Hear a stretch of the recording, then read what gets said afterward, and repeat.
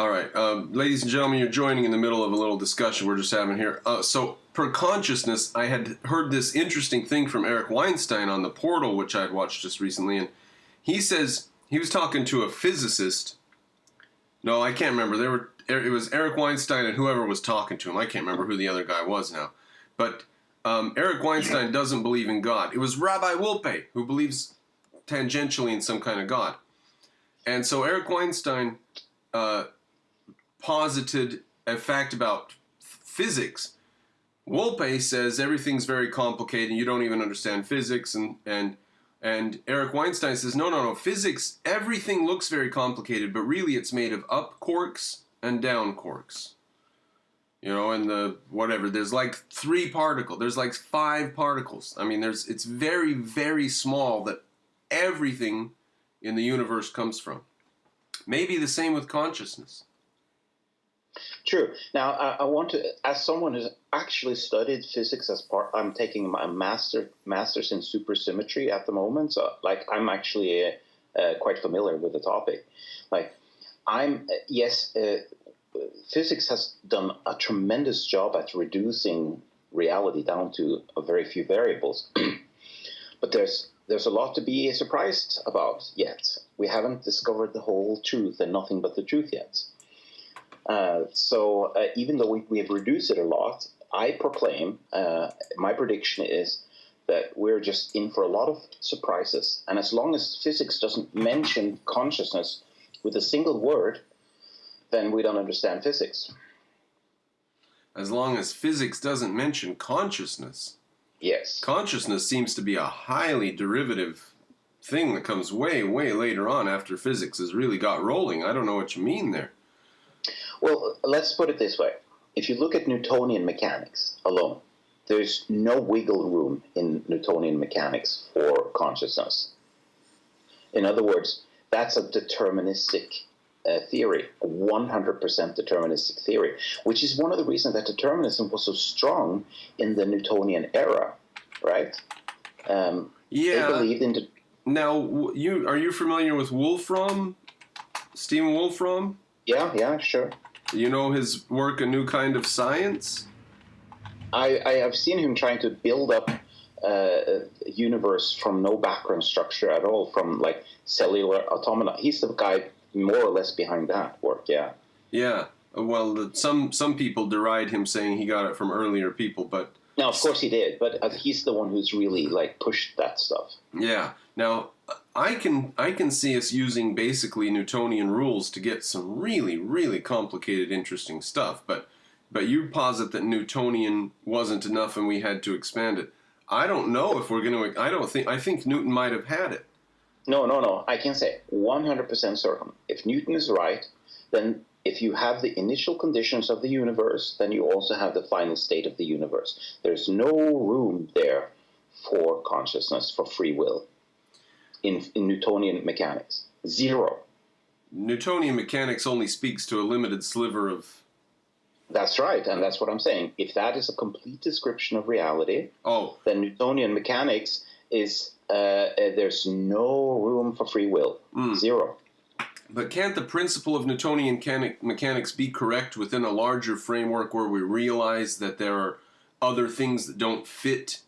Newtonian it's like a skyscraper has girders inside of it that are straight lines, but then it also has like curtains and pillows and fluff in it too. And the girders and the straight lines are the Newtonian bits. It really is made out of very strict, straight rules. Oh yeah, I'm not saying that it's wrong. Here's how you can think about it. Are you familiar with something called the Nyquist theorem from sampling? No. When you're making music and trying to digitize music, you have something called the sample rate.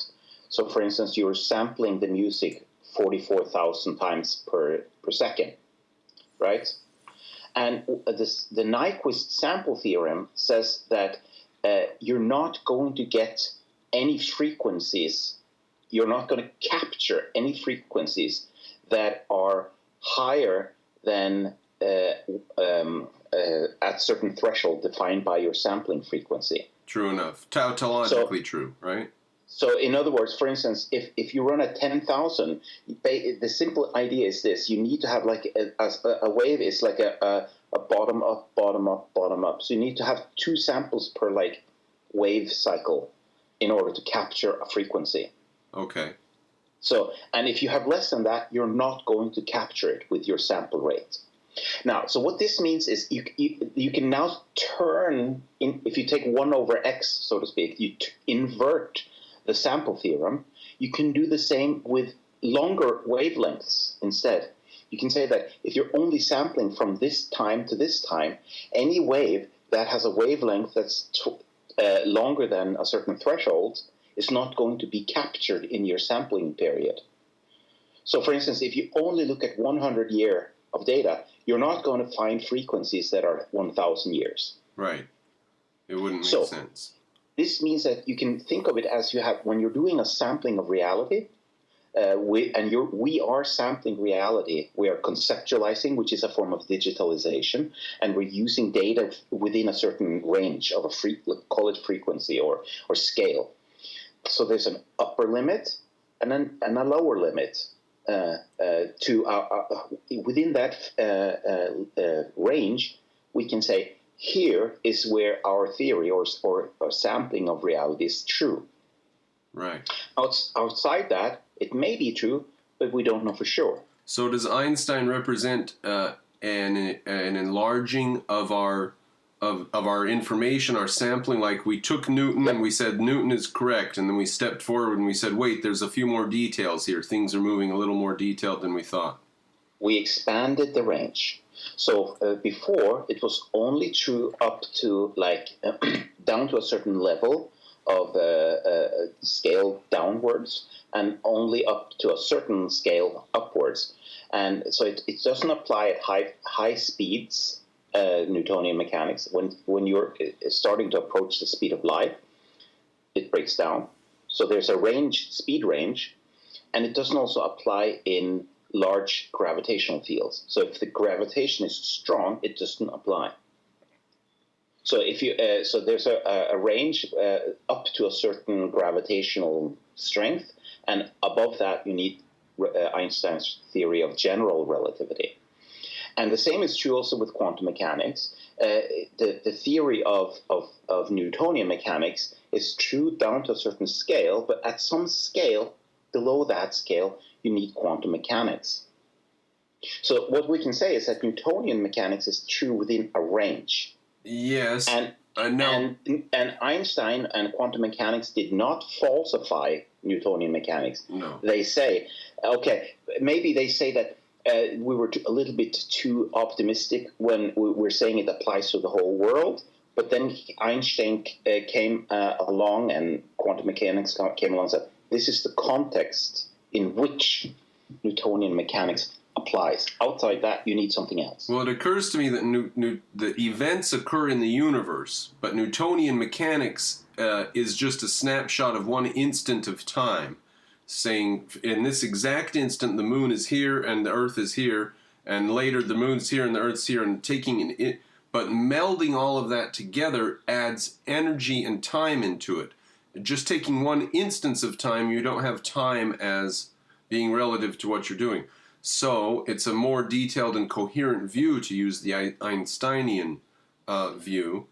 And Newtonian mechanics does have laws of kinetics, laws of energy conservation, so that the energy is already in there in Newtonian mechanics. But what they don't have in there is the E equals mc squared, for instance, that there is a relationship between mass and energy, and that this then affects gravity, and they call it curvature of space-time. And now I'm not so happy about that, but okay, sticking with mainstream language, matter curves space-time. I don't like that at all, but something happens to the laws of physics when you're putting in some kind of mass in there. And what I can explain it as is that it's as if you're moving fast. So if you're looking at something that's in a gravitational field, a very strong gravitational field, it actually looks like this thing is moving away from you at a very high speed. That's how it looks like. But it's not. It's just standing there. But it feels like and it looks like it's moving away from you at high speed. If it's inside of a gravitational field? Yeah, so if you're standing far outside a gravitational field and you're looking at a black hole or something that's very heavy, very near the black hole, it looks like that object is moving away from you at the speed of light. So it's going to be very redshifted, the time is going to go very slow, and there's going to be a contraction of space. It looks flat in the direction that it's of gravitation. Now, that's weird. But I'm just, we don't have to go into the details of that. I'm just saying that Newtonian mechanics doesn't get that stuff right. It doesn't explain this. You need Einstein to that. But that's outside the domain of Newtonian mechanics. Right. Mechanics is a good way to speak of it. It really is mechanics minus time and energy. Or you say energy is part of it, but I mean energy in the sense that matter is energy. It doesn't take account of that fact. No, it doesn't take into account that. And also it doesn't take into account all the strange stuff that goes on in quantum mechanics. And the thing is, when I look at so there are two ways of approaching free will or consciousness. You can either say that Newtonian mechanics doesn't deal at all with consciousness, so you need a new theory on top of that modifies Newtonian mechanics, or you can start looking for wiggle room. And there's no wiggle room inside of Newtonian mechanics, but there is a wiggle room inside quantum mechanics. In quantum mechanics, there's it's a little bit like the finding God in the gaps, except that now you're not looking for God in the gap, but you're looking for consciousness in the gap. You know, I'm just a little worried that you say there's no wiggle room in Newtonian mechanics. There is none. You have to add something new in order to, because it's deterministic. Okay. As far as it goes, as what it deals with, it's deterministic. Yes. So you can add something on top of that says that there's some other force, free will force, that modifies things that we haven't captured. But that comes outside of the Newtonian framework. Now you want the free will. You want consciousness to arise within physics. Yes. In a fractal nature. Yes. So in other words, you need to be able to find all the way back to some kind of very primitive state where you can say this. When natural selection started working on stuff, this is what it started working with. And as it refined things, it grew into this complex thing that we call conceptual consciousness now. But it goes very, very far way back. So for instance, I say that like our immediate ancestors, they were conscious. And it's very likely that their ancestors also were conscious. And this goes all the way back to the first neurons.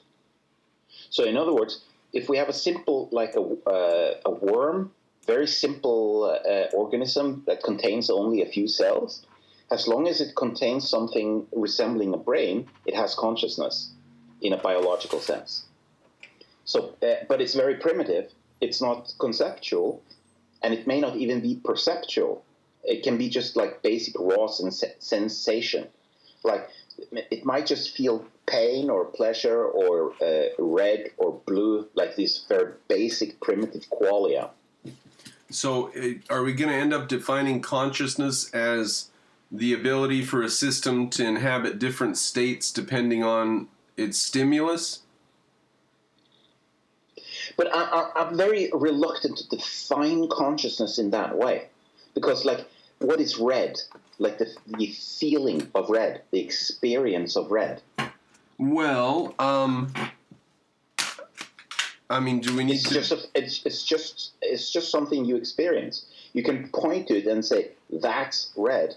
It doesn't have a definition. I have right here a cat that cannot see colors. And so what is red in that sense? There is red on these photographs and stuff behind me, and the cat can't see that stuff. But that's just about the physiology, right? So red is a little sliver of information that we have the physiological ability to apprehend. It's fine, detailed information that we are able to apprehend. I'm just going to throw out here that it's quite possible that your cat experiences red, but it's not connected to. It's not something that it comes from the color sensors in its eyes. It's like it can happen that its experience of certain things are red without it actually being able to detect it, like in a special frequency. Right. Well, another thing we could say about cats is they don't have very much visual acuity unless the object is moving, which is which shows again that it depends on. I mean, I don't know what. So what is that? Why do you ask what is red then? Where does that get us to, or where does it take us? Because red is just an experience. It's just a qualia. The qualia is the philosophical term for it. You can't reduce it to anything. It's irreducible. Okay. So it doesn't have a definition. You just say, that's red. Just like existence. You can't really define existence. You can point to it and say, that's existence. So just like you say existence exists, and you say consciousness is conscious, you say red is red. Now, I have a picture of one of Wolfram's automata over here in the side. Yeah. And I just want to use it to show. Are you familiar with the single-celled automata thing? Yeah, very familiar. Okay, so I just want to use it to show the fact that a very simple rule starting up at step 1 leads to what appears to be bizarre complexity that most people wouldn't think that you could get from a simple rule. Very, very simple rule.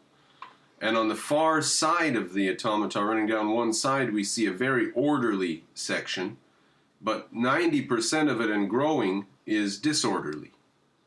So I just propose that Newtonian mechanics is one of these rails over here that's slightly orderly, a little patch of orderliness. And as soon as you start looking outside that patch of orderliness, you're back into the larger picture.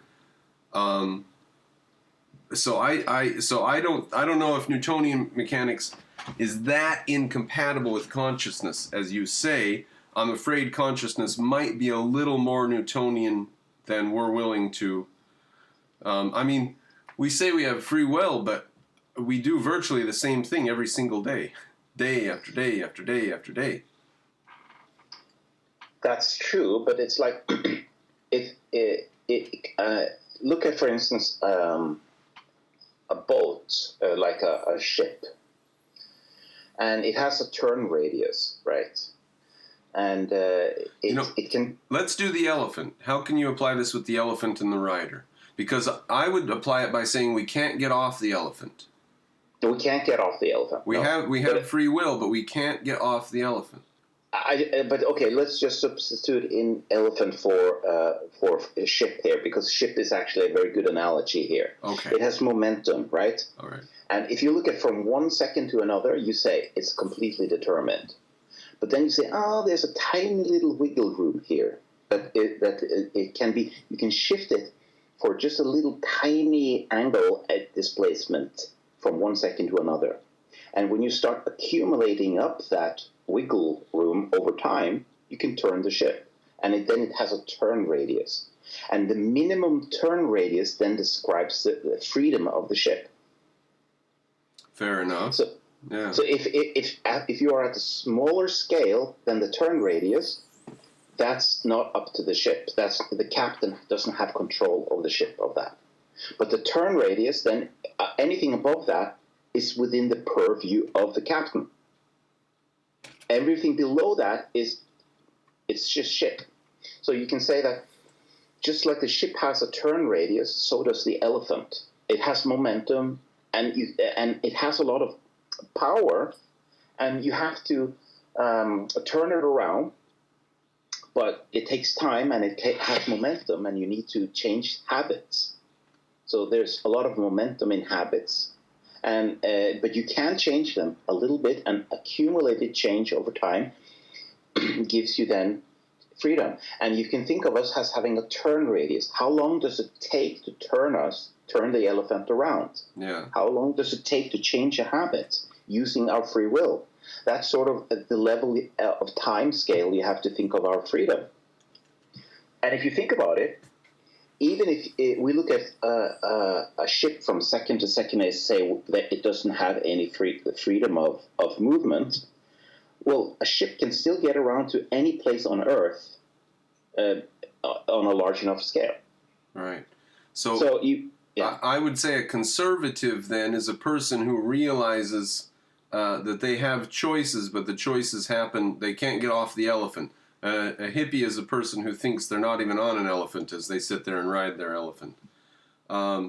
Conservatives believe that we can change things and we can affect the world as long as we follow the rules of the world.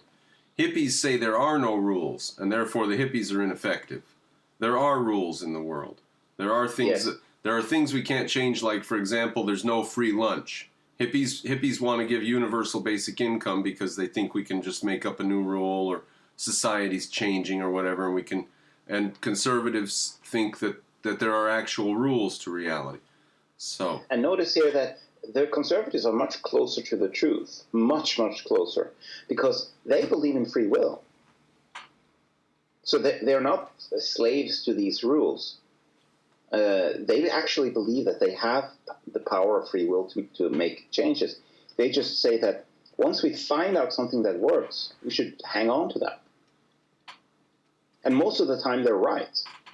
So, like, if you have a choice between a conservative and a hippie, you go with the conservative 98% of the time. What 2% of the time would we go with the hippie? I'm not sure I'm with you on that. Well, there are, like, most mutations are bad. Most new ideas are bad. Most experiments fail. Most new things to explore. No, most exploration ends in misery and horror. But the very few times we strike gold justifies all the other times we failed. So maybe 1 or 2% of the time the hippies does something right. Because they're exploring, and that's worth it. That's why we actually need to be exploratory. That's why we need to have this not following rigid rules. We can't be too rigid. We have to explore to learn new things, even though it most of the time is just bullshit. Did America put the hippies in charge? Or have we just allowed them a heck of a lot of power? These people who come up with new things, we put them in charge. We're mixing our metaphors a little bit, because hippies, if we call these people the hippies, Henry Ford's a hippie, and that's a... Oh, no. Well, he was an inventor, but not a hippie. I wouldn't put him along that line. He was an entrepreneur. Yeah. But like a hippie is one who just genuinely don't believe in rules and structure. And Henry Ford certainly did that. Well, he didn't believe in the rule. He didn't care if all the buggy whip manufacturers in the nation went out of business. He didn't care. No, absolutely. So, but that was a very limited form of not caring about the rules. Well, that's what America's made of, is people that follow the rules in 99% of their life, but in this 1% they invent a new way to bank or something. But then they go to church, and they have their kids are in school and everything else. And we're very glad that they're sticking with only that 1%, right? Because if they broke the rules everywhere, well, they would all be leftists, right? Yeah, then we would have a revolution on our hands. Yeah. So I think that we've sort of explored this topic here now. We've been running for about 30 minutes on this. What else do we need to add into this? Now, what are we on here? Consciousness? Is that what we're doing? Yeah, we're on consciousness, and now we're sort of veering into things. Okay, let's tie this up then and call this video something, and let the ladies and gentlemen have a tidy video once in a while from us. What should we? This is called. What have we said about consciousness here?